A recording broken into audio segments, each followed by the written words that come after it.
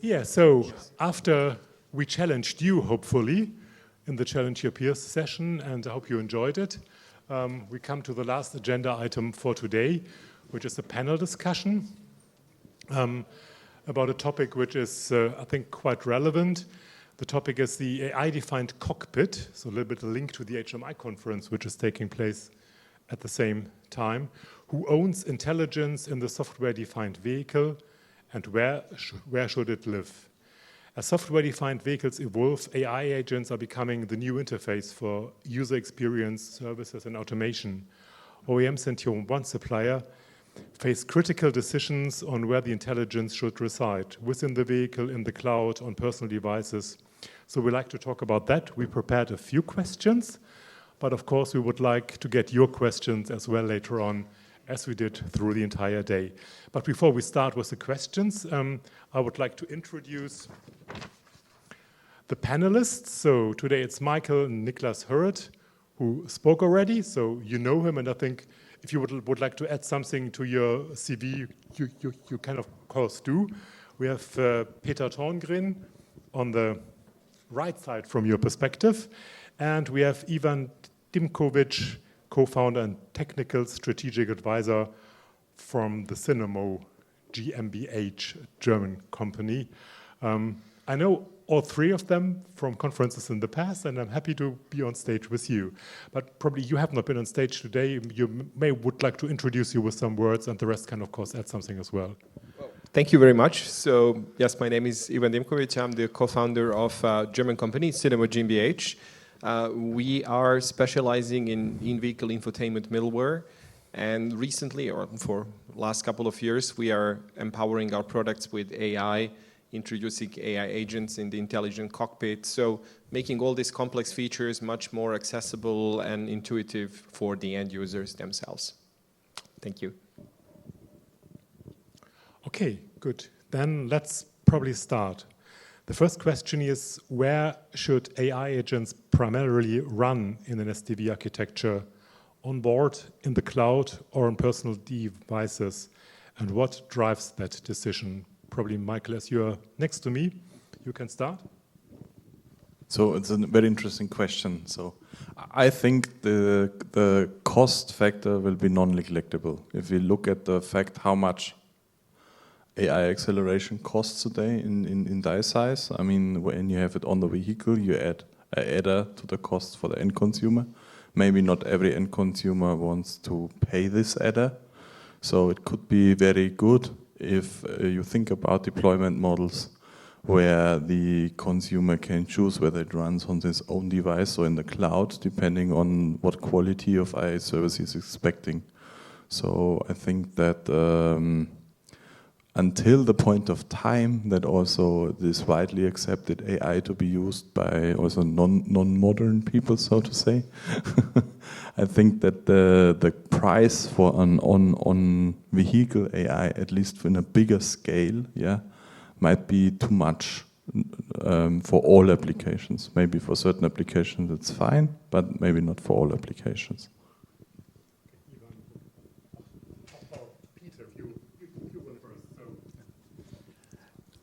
I think that might be valid at this point, but I think very soon we will see AI on the edge applications. The price levels are coming down extremely fast. I've seen predictions that we will have very, very low costs within 24 months, 36 months, like nothing. So there will be immense computational power. And the reason why you need there is fairly obvious.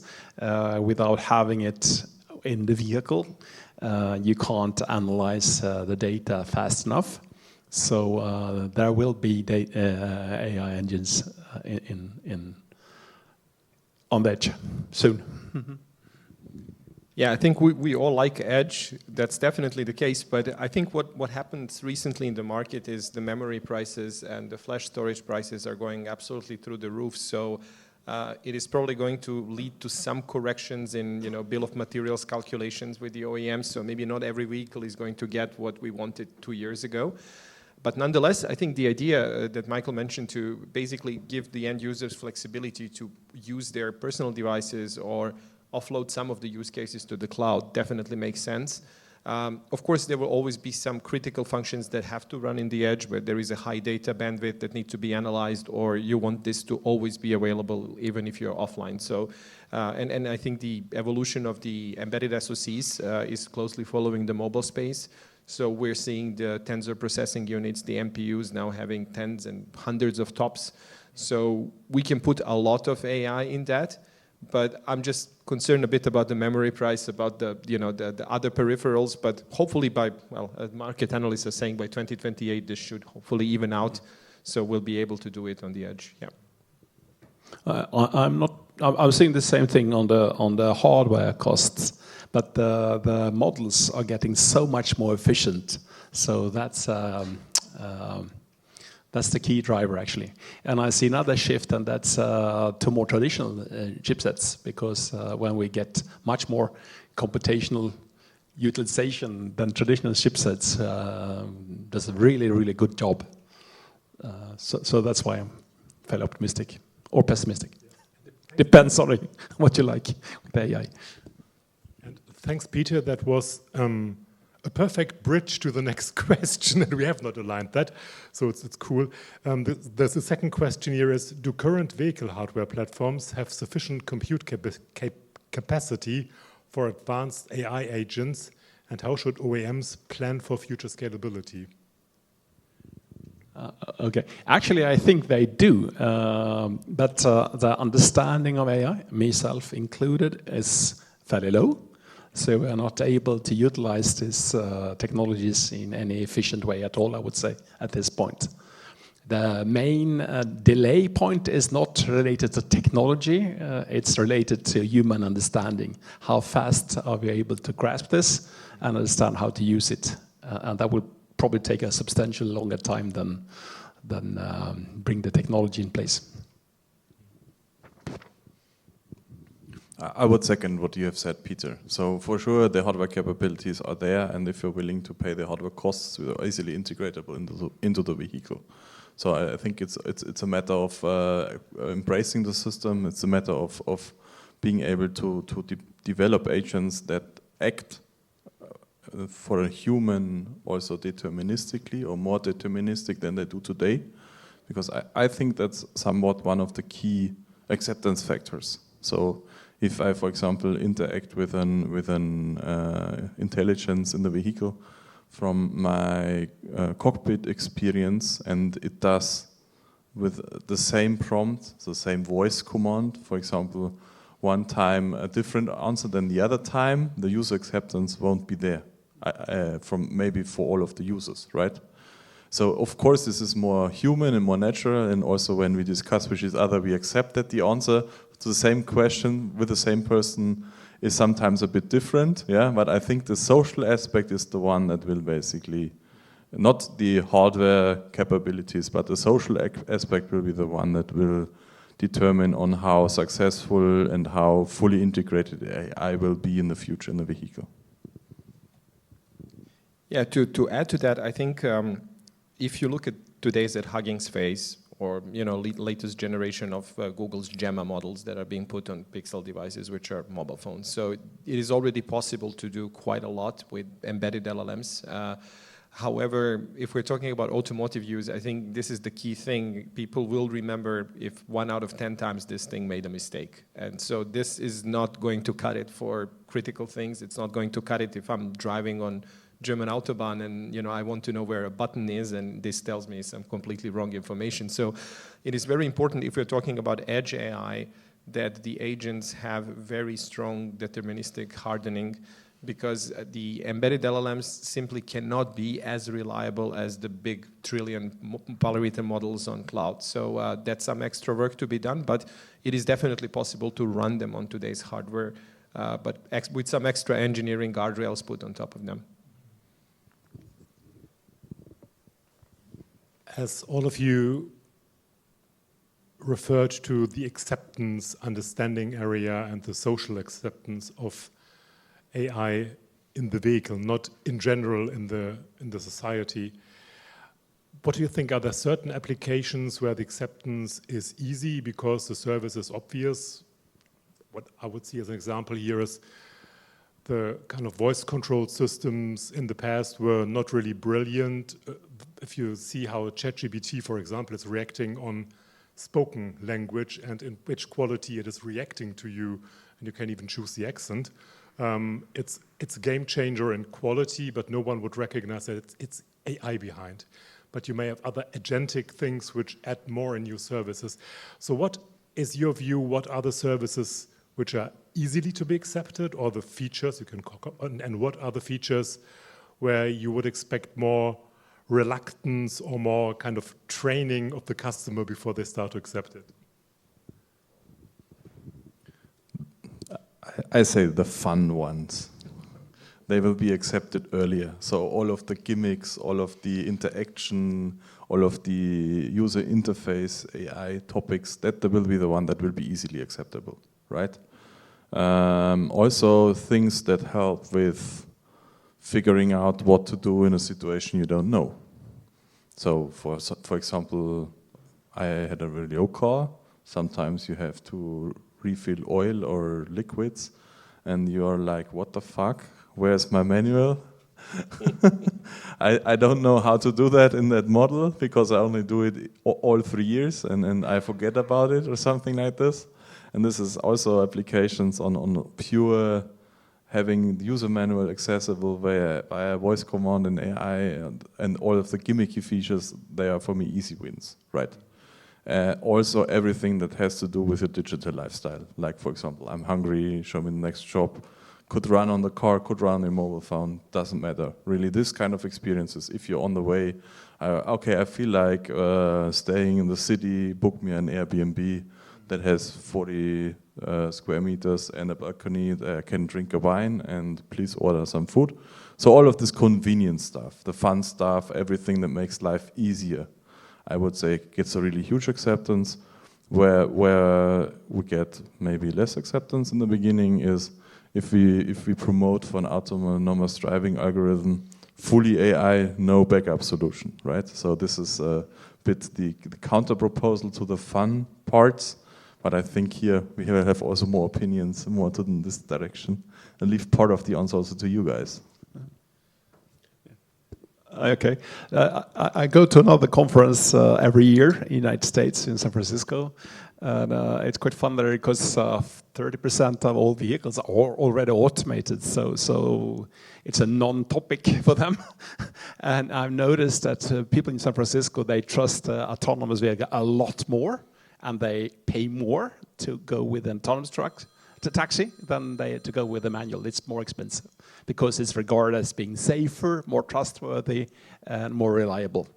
And my experience with our autonomous system is that we have more issues with the non-autonomous parts normally than we have with autonomous parts. So, yeah. If we are exposed to that type of system, we will gain trust in that really fast. I'm really surprised how fast it was changed in the United States. Yeah, I think this is stepping into regional preferences and differences. I'm a bit on a conservative side when it comes to fully autonomous driving. I just can't, I don't know, it's just up to me. But I agree, in San Francisco, this is definitely a daytime occurrence. But coming back to the question, what will be easily accepted, let's say, inside the cabin, I think the car manual is a perfect example because it's a technical document, more or less, and people don't like reading technical documents, well, at least not regular people, right? So if I want to know exactly the tire pressure information for that particular car, or, you know, what type of oil, or, you know, just point me to the right service that actually has the component that broken down. This is perfect. And I think this is where agents really make sense. We feed the right manual for that specific vehicle VIN number. We know exactly what the configuration is, so it will never hallucinate. It will give the right information. This is very trustworthy then.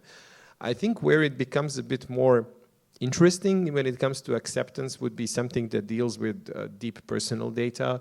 So about, like, you know, health information, or let's say confidential emails. So probably we will see different attitudes in different countries. Some countries basically just go with the flow and accept everything. In some others, you have a lot of regulations that you have to follow. Also, a lot of vendor-specific restrictions, like how you keep this data, where it can be processed. But I think in general, when it comes to gimmicks, when it comes to media, I mean, this is our primary business.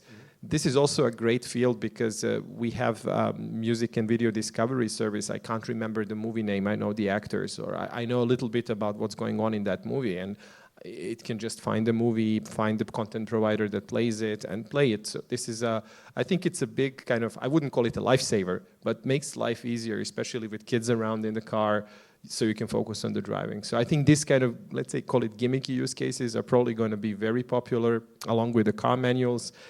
And then everything else is depending on the region, like in some, yeah. Yeah, no, I would agree that there is a regional aspect. In China, it's different to here in America, at least in the cities.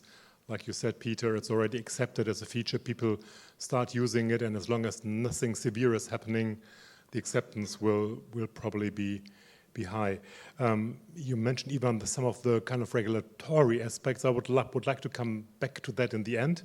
Not now, but it's an important aspect we should cover as well. Now, and I think on the features, it's, I think, an interesting view to say the fun part, the just useful part, which is easy to access because you raise a question, probably no high hurdle to take that and learn that. For the function safety and the more advanced things, probably a little bit more. And when the agents you have are reliable, you use them. If they book a wrong apartment for you, you are now on a castle for a high rate instead of being in an Airbnb, you probably would not do that again. So it depends on the quality to a certain degree, but it's a smaller burden, I would say. Now, another question is, should the industry move towards an open ecosystem in vehicles? And how can safety, certification, and quality, so all the aspects you have mentioned, be ensured? Okay, I can start. So as a software company, of course, we would benefit greatly from standardization efforts, because if we are dealing with multiple proprietary ecosystems, that of course means more engineering work. But I think it also means more compliance work, more like, especially if, if these are ASPICE projects, or in case of ADAS, ASIL. So it is really something that would make things easier, especially because the agents, they're as good as the data they're dealing with. So in modern vehicles, we have all kinds of very interesting data sources, like the driver monitoring system, the occupant monitoring system, all the sensors that can actually enrich the personalization. So the agent knows how many people are in the car, what's the age, or am I drowsy, am I excited, do I need a coffee break? So, of course, if we're dealing with proprietary systems, that means for every single OEM, with every single project, we need to have an adaptation layer. So I think there are some, of course, company-driven things, like Google Android has the car properties APIs, the VHALs. I think also Covisa has the vehicle sensor specification, vehicle signal specification. So now with AI, I would, as a software guy, I would like to see more of these kind of global standards, so we don't have to repeat the same work all over again. But then again, now with AI-based coding, it's not that of a problem to probably prompt fairly advanced model to just look at the spec and implement it. But still, you would have to do additional validation work. So I think standardization helps. I foresee extremely big change here in when it comes to functional safety and similar. And the thing is that with the current tooling that we have in Volvo today, I'm able to go through a couple of thousand documents, search all databases. So the ability to get an overview over something that was completely impossible to grasp like 2 years ago is fully there. And it means that the regulatory authorities, they will start enforce that. And when that happens, which will happen, then we have an open platform, because everybody will actually have access to the fundamental pieces of all these things. So it will happen fairly soon. So that would change the whole conception. And that was noted by the European Commission when they changed, I think last month, the whole perception on how this will work out long term. and they still rely on the ISO 262 and stuff like that, but they are now enforcing a compliance check through the lifetime of the product. And that's a fundamental different approach to safety and functional safety. Yes, there will be platforms, open systems. And to base on that, when we talk about standardization, we have standardization on different levels. Some standards are more to fulfill certain guardrails that are expected from a socio-economical perspective, like ISO 26262 or also SOTIF or other security-related standards. And there are also standards that enable an ecosystem, right? So if you remember my talk, we've been talking about API standards, for example. There have also been middleware standards like AutoSAR, we've all worked in. There have been interfacing standards like VSS from Covisa. We have open source initiatives.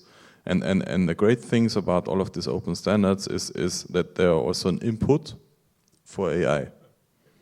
So AIs can utilize the standards, and then also we can, with AI-based systems, better utilize standards. And what I showed in our development, on this example with the automotive remote control network, it is also developed with the help of AI. So as I said before, if you have standards, if you have standard exchange formats that are machine readable, that are human readable, that will help across the whole value creation chain, because you have understanding. And I will fear the moment when the words we use are no longer the words the AI uses. I think this is already the case today, but I'm thinking about a scenario where AI will, at the moment we do a lot of user-based, human knowledge-based prompting of AIs, and AIs create code which is human readable.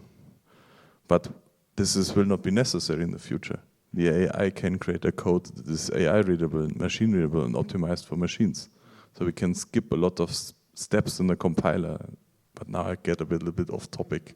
And it's a really, really interesting thought processes. And then the question is, will the standards, and now come back, when we have reached this step in society, will the standards still be necessary? Because they have been created that we as humans can interact with each other. They help in the transition towards AI-based systems, but will they be there forever? I don't know. But at least for the next 10 years, they will be helpful.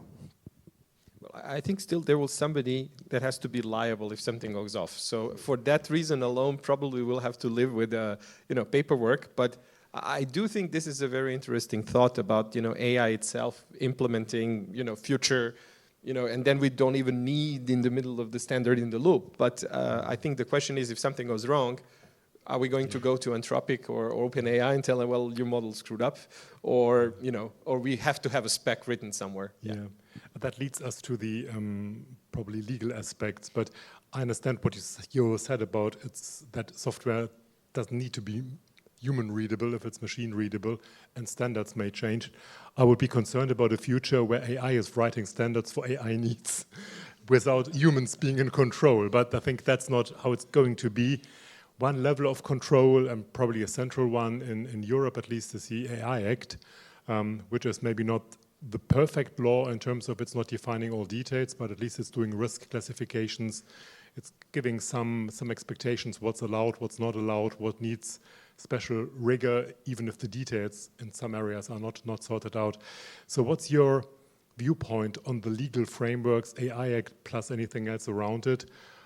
What's going on? How do you judge that? So I took the last ones last time, so I'll take the first one on this one. So the AI Act is very interesting from the European Union. As you said, it's a risk-based system, yeah? And I think risk-based systems pretty much win over deterministic systems, right? Because risk-based systems give you some leverage on also when development continues in the future, and with respect to agents, with respect to models. So this kind of regulations, I think, are also positive when it comes to increasing the acceptance in companies, but also the acceptance in the population. Because I could explain maybe the EU Data Act more easily to my grandmother than the ISO 26262. Huh? It would be a little bit more easier, to be honest. I say we judged certain things you're not allowed to do at all. This is risky, you have to assess it, yeah? And this is a no-brainer, everybody can do it. It's very easy explainable, right? Do this with the ISO 26262. Part 5 development process, have fun. Okay, so I think, well, because we are an EU company and we have to deal with the EU Data Act, I think it's a very good piece of legislation, but I think also the devil is in the details when we go into implementation. And interestingly enough, I think German government has been also very active in specifying how agentic systems should behave, and now it's going. I've seen the draft spec from Bundesministerium for. I forgot, it's a German word. So anyway, the spec is there, and I've seen things like agent in the loop, principle of least privilege. So it's a very nice starting point. I don't think it's a complete, you shouldn't guide everything by it. There is more to that. But especially when we're dealing with third-party agents, we're talking about crossing boundaries of personal data, confidential data, and this can explode very quickly. And we are already engaging with OEMs where, one of the first questions is how do you address the agent cybersecurity? Because we all read news and we all see these prompt injections in very funny ways. And so what we are doing right now is we are building up a framework that is following those specifications very closely. I must say, as a software engineer myself, you probably will never be able to 100% guard this. I mean, even Anthropic had this big thing with Mythos model recently. Somebody managed to find a way how to jailbreak it. But at least we should all do the best efforts. We're dealing with people's private lives, with health data, personal emails.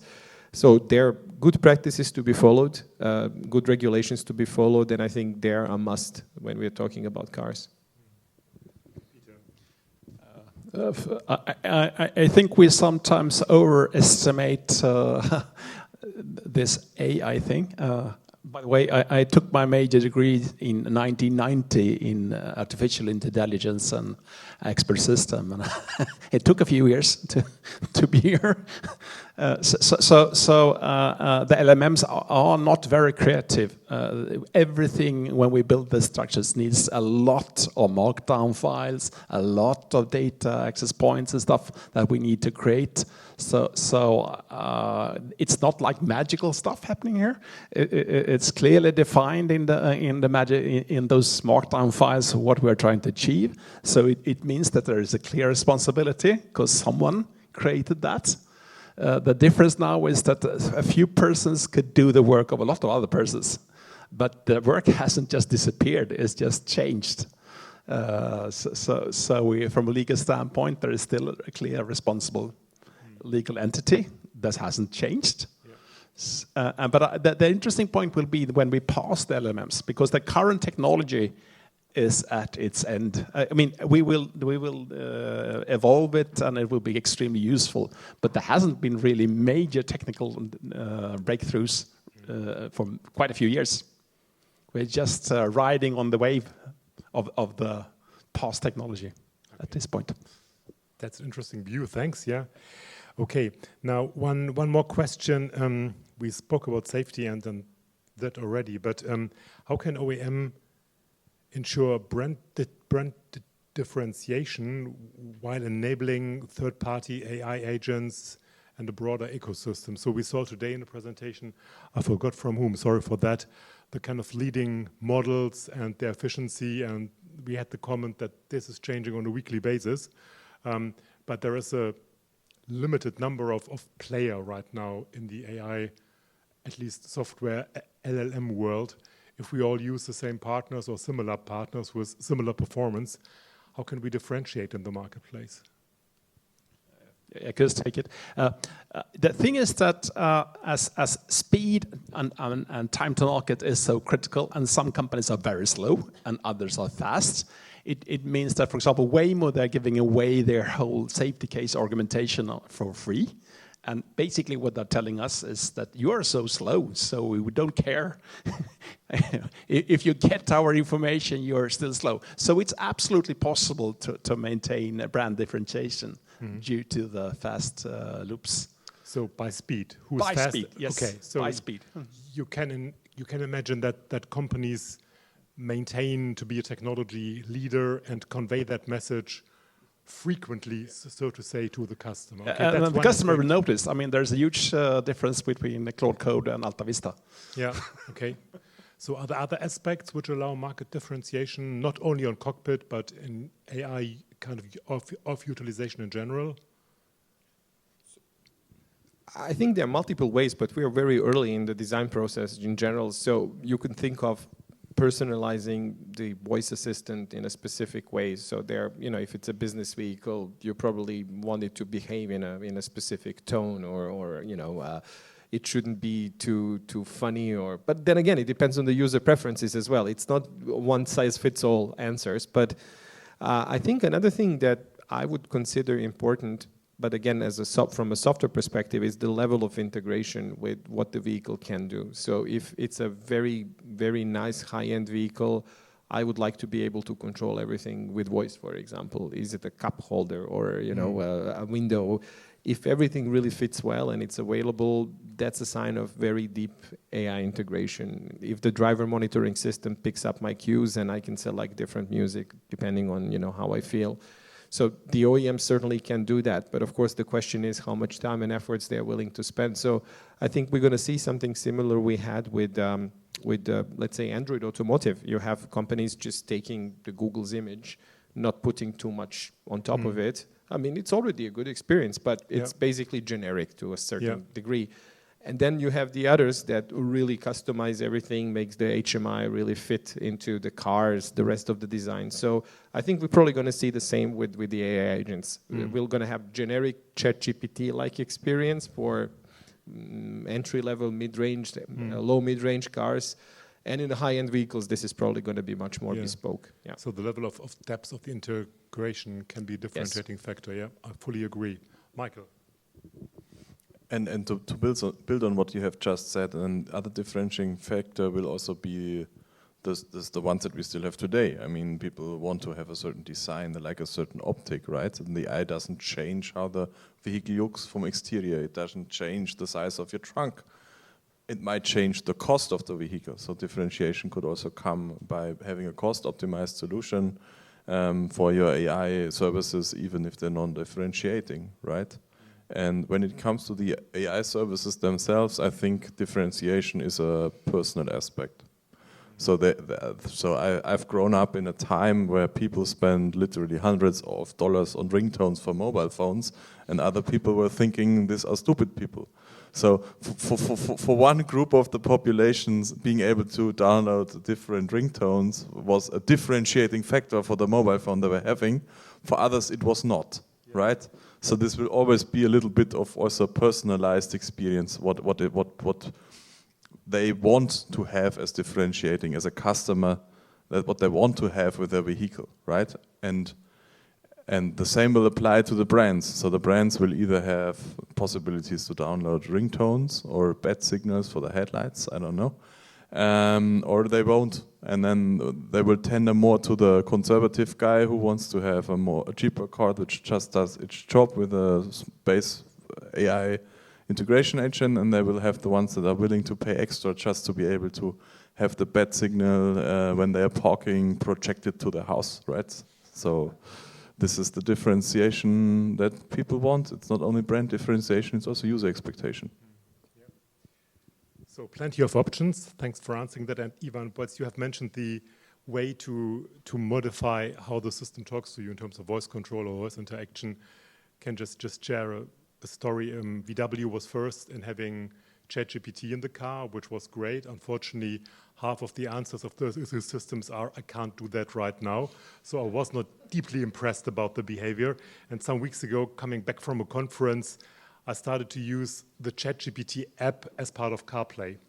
And I did exactly what you did. I said, can you change how you talk to me? And I said, yeah, of course. I can be more serious. I can be more like a consultant. I can be more funny.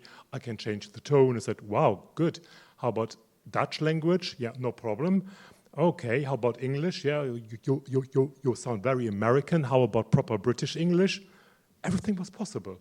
And I said that was really, I mean, it was fun at that point in time. I don't need it, but it showed it's giving me a degree of freedom to choice how it operates, which already is possible when you use it on your cell phone, because the app is quite capable.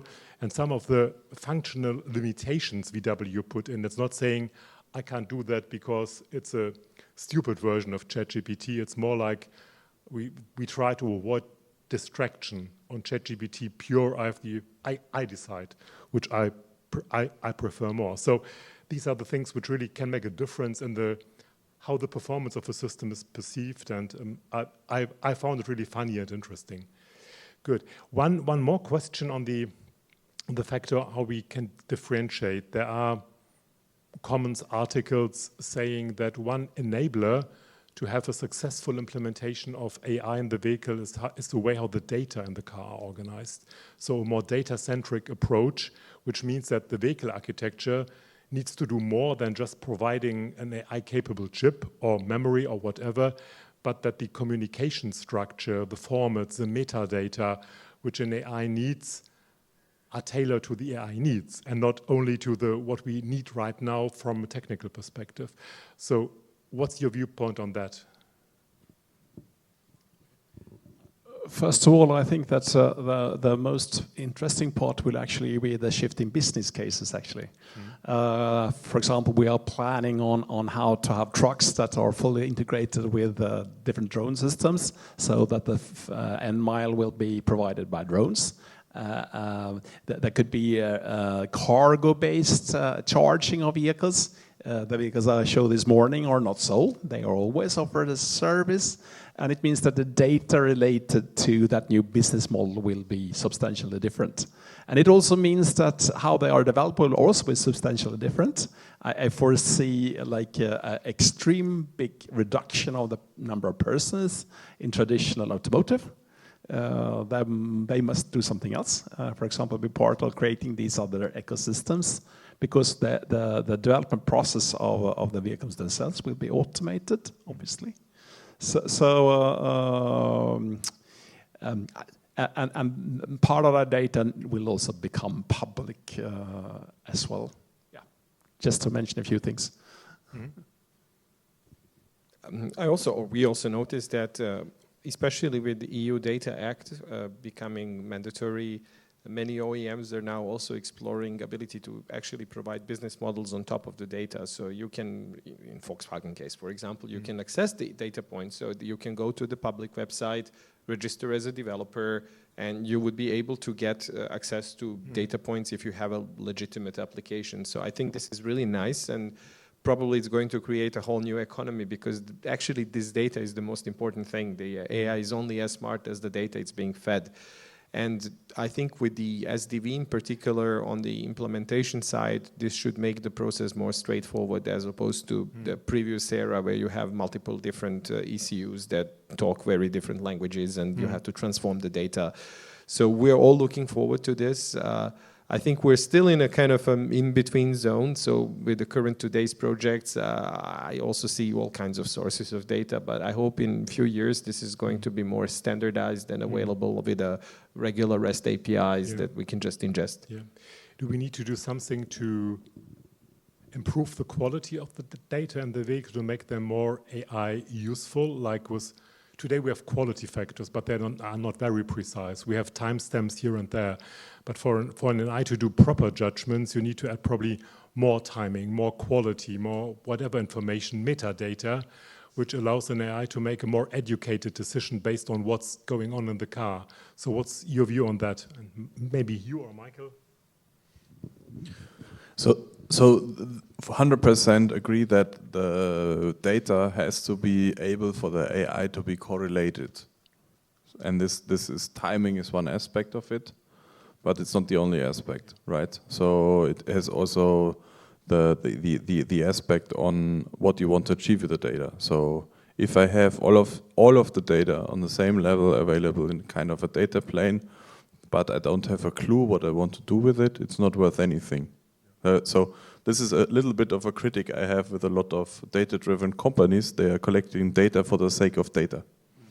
And if you do that, you haven't solved the problem. So you really need to think about what's the value of the data. I mean, collecting the data for the sake of data so that you can have it available when you figure it out is also nice, yeah, but the costs are pretty huge because you have to store this data, you have to have it in a certain quality in your system so that you can retrieve it again, that you can do something with it again, right?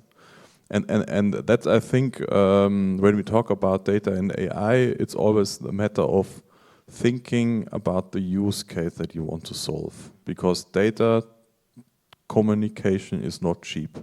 Not within the cloud and not within the vehicle and also not towards the cloud. And so I think the most approaches when it comes to data, it will be always most valuable when it's use case driven and when there is a ecosystem behind, like for example, developer ecosystem, then it's also one of the use cases you might have. Yeah. Good, thanks, great. Yeah, with that, I would like to open it for your question. So we covered a few things, but maybe you have some questions in mind which you would like to ask. So then please do so. It's your time now.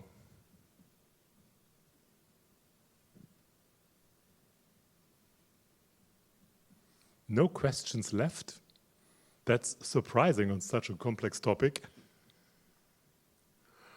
Or are you all ready for the bites, the bits, the bytes, the bubbles? Who knows? But there is a brave person. Thank you. Very, very, very interesting conversation. The comment I have, it's maybe a comment / question. You had mentioned in particular that you could perceive a future where AI code is written for AI. I was at a conference earlier this year where they actually talked about how similarly roads right now are designed for humans. But in a future state, the roads could be designed for autonomous vehicles and have markers and signaling mechanisms and things like that. Do you also see a future state like that where the ecosystem and or the environment is built for new types of vehicles? And aside from the example I gave, do you have anything else that comes to mind? Well, I must say something from a, let's say, recent past, maybe like 7-8 years ago. We were working on a Japanese project, so with a Japanese tier 1, and I think one of the features was basically in Japan you have markings before the traffic lights that basically tell the car that something is about to happen. And I made a stupid comment. I was like, but how the hell can they guarantee that there are always markings on it? And then they looked at me like, well, there are always markings there. Like, what do you mean? What do you mean there? So I think to answer your question, yes, if there is a will, there is a way. Now, whether it's going to happen everywhere, probably not.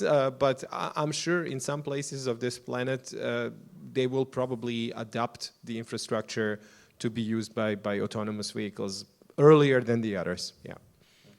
Trust the Japanese. From a German perspective, you would say, how can it be that a train is on time? And they would say, how can't it be? In commercial vehicles, obviously, this already happened. So this just says news. We are transforming the roads to have aerostats. We have hydrokites. The sites are reshaped for autonomy, obviously. The mines are reshaped for autonomy. So yeah, this happened a couple of years ago, actually. When it comes to cars, it's not a question, because the business case is also different. I think the key thing is, what are the business cases? What are the things that the system is supposed to serve? It's a business case, and maybe from a society perspective, if we would like to make public transportation easier, more efficient, and so on, then there will be a society interest to make things happen, which may not have a business case on a car-by-car basis, but have a business case on an overall society basis. Yeah.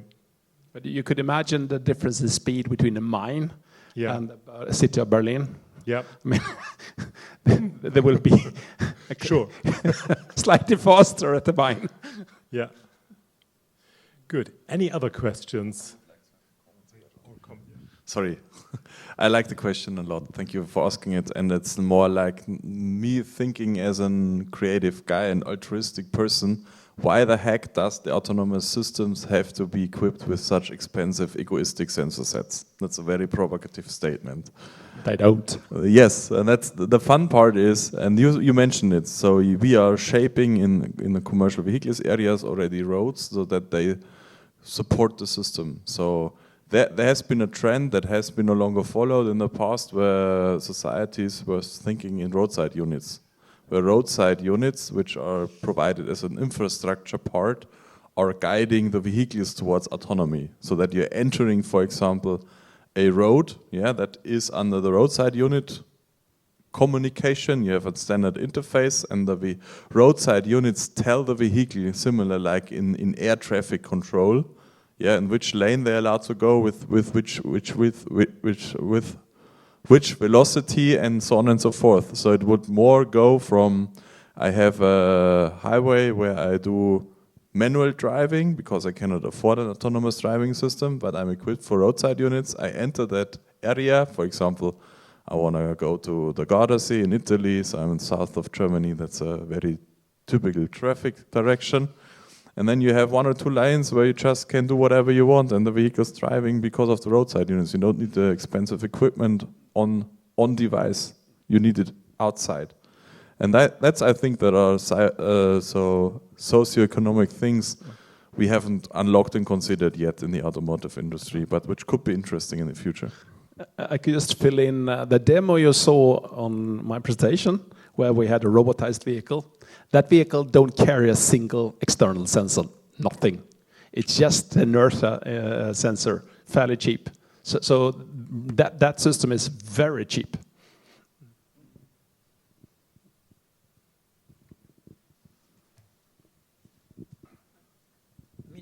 I like the discussion on the topic of having a special road with special signal, because this one is opening the game also of another type of cybersecurity.